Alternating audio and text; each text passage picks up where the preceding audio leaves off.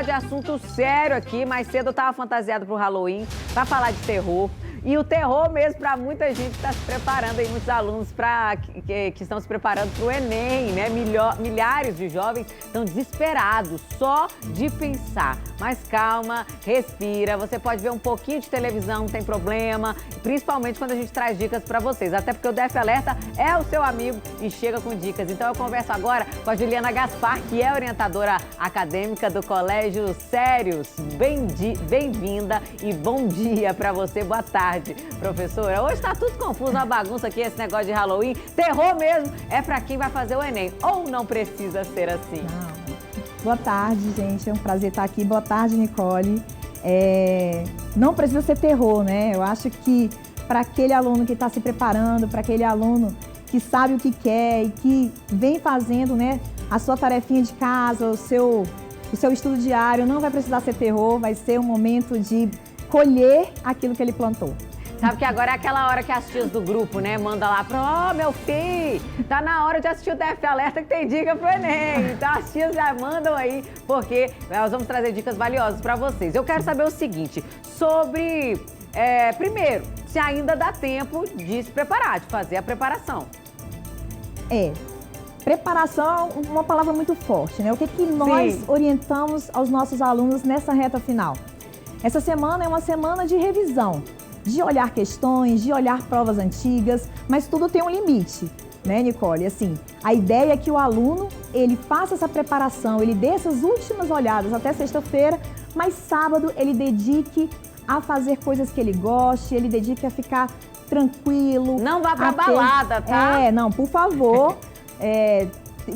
O aluno ele tem que estar preparado, porque ele vai passar 5h30 num local com todo, né, o clima, temperatura, então tudo isso que pode ser algo contra ele, dependendo de onde ele esteja, se tiver muito calor. Então, assim, ele tem que estar preparado não só pedagogicamente, né, com os conteúdos, mas também fisicamente e mentalmente, principalmente. Muito bom. Eu falei da balada, gente, porque realmente, né, o descanso, a alimentação, tudo isso é muito importante antes da prova. Então, descansar ali. Quais são as atividades que você recomenda, professora, no sábado, por exemplo?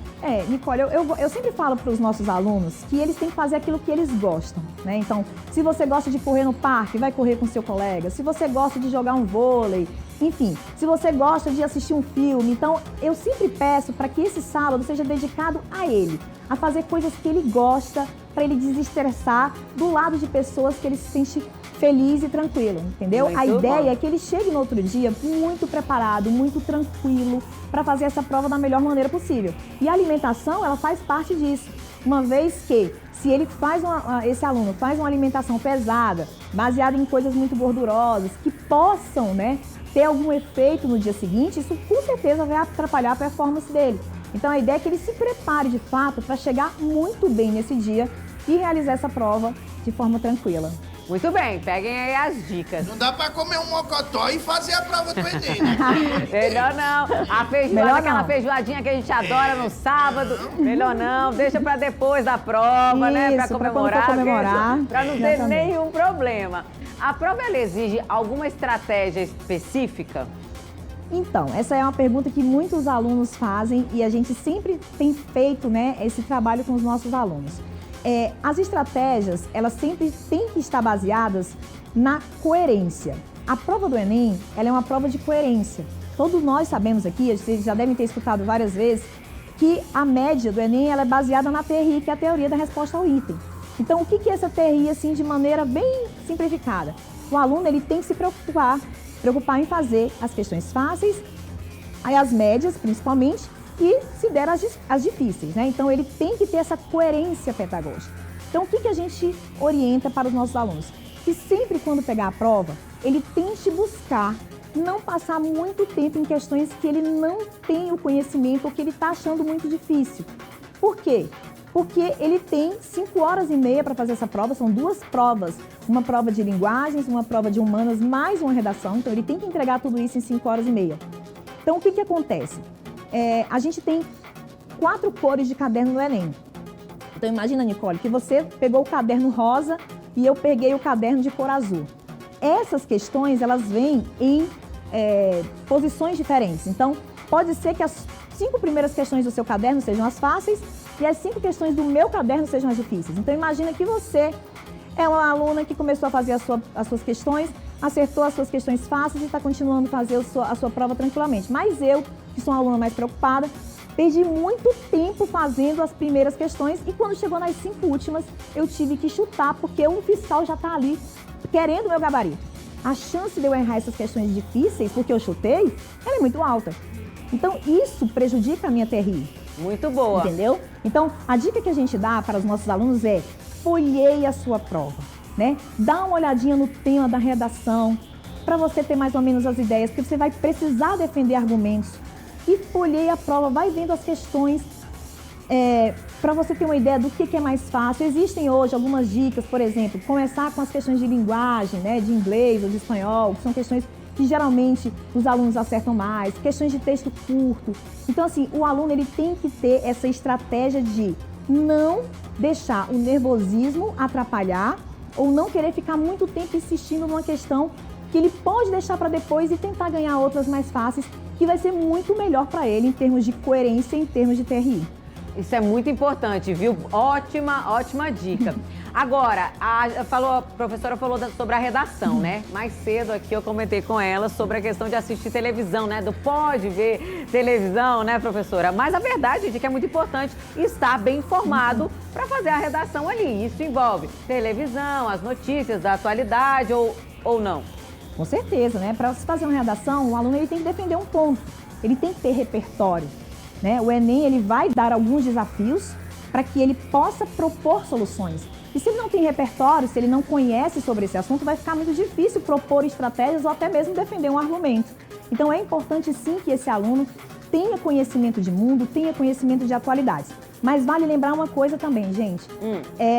As questões de linguagens e de humanas, elas são questões que vêm de bancos de questões, né? Então o Enem ele trabalha com bancos de questões. Aquela questão que você vai fazer domingo, ela foi uma questão que foi várias vezes testada para saber se a habilidade estava certa, se a competência estava correta, se o nível de dificuldade estava correto.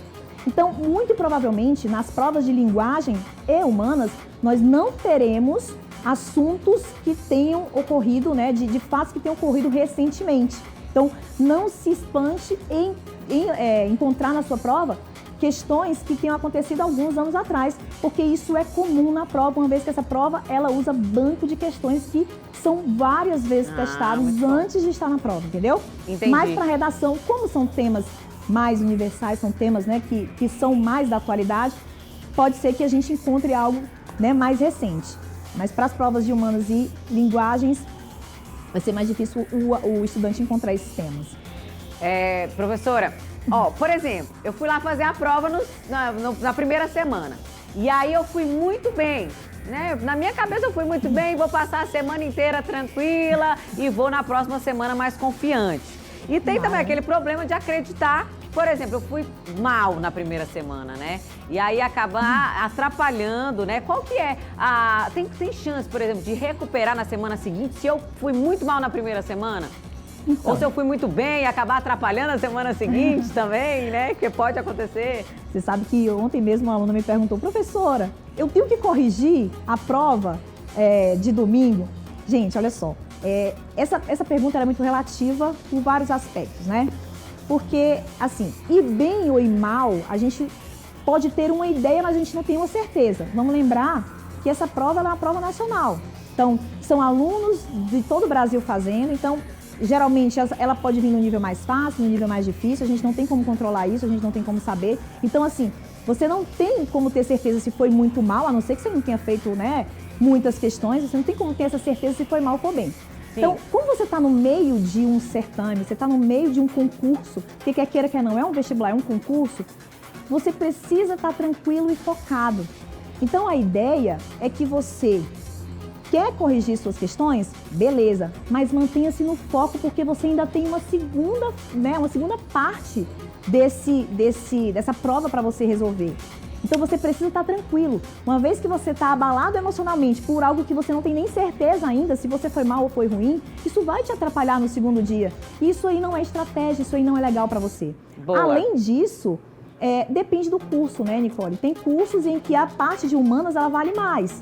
Então, teoricamente, se você não for bem, fica um pouco mais complicado. Mas tem cursos e universidades que a parte de ciência da natureza vale mais. Então, imagina se o seu curso é um curso que tem uma pontuação maior, um peso maior para ciências da natureza, e você já vai com esse pensamento aí de que não deu certo, você vai preocupado, isso vai te atrapalhar também, entende?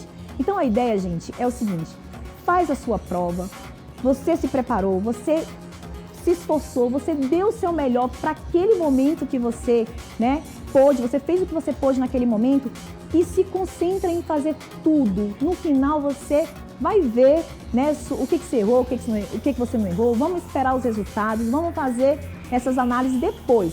No meio desse caminho, se dedica a ter tranquilidade, porque a parte emocional, ela é muito importante, além da parte pedagógica. Então você tem que estar bem, você tem que estar tranquilo para fazer essa prova, senão isso pode te derrubar e pode fazer com que todo aquele sacrifício, todo aquele esforço que você fez no ano todo, vá por água abaixo, por algo que você pensou que não foi tão bem e que às vezes pode até ter ido bem. Então Boa. A ideia é, vamos ficar tranquilo, vamos com aquele sentimento de vitória e vamos fazer a prova para passar. E boa sorte para vocês que vão fazer o Enem.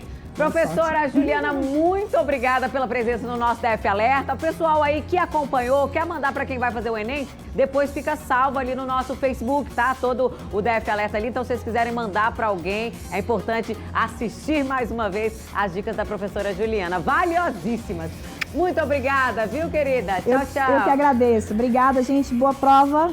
E espero que vocês consigam realizar o sonho de vocês, que é entrar na tão sonhada universidade, no tão sonhado curso que vocês querem. É isso aí, obrigada. Eu vou contar segredos dos bastidores, viu, velho? Do Enem. Todo ano, quando tem Enem, os repórteres de todas as emissoras, eu trabalho na TV há muito tempo, fica lá na porta, só esperando Pra quem atrasa. entrevistar quem atrasa. É uma delícia. Não seja você, tá? Porque as TVs já vão prontas pra te entrevistar. Então, vai de ônibus, sai mais cedo. Ou, não conte com a sorte. Acorde ali e põe o despertador bem mais cedo pra não ser você a passar aqui no nosso DF Alerta chegando atrasado na segunda-feira.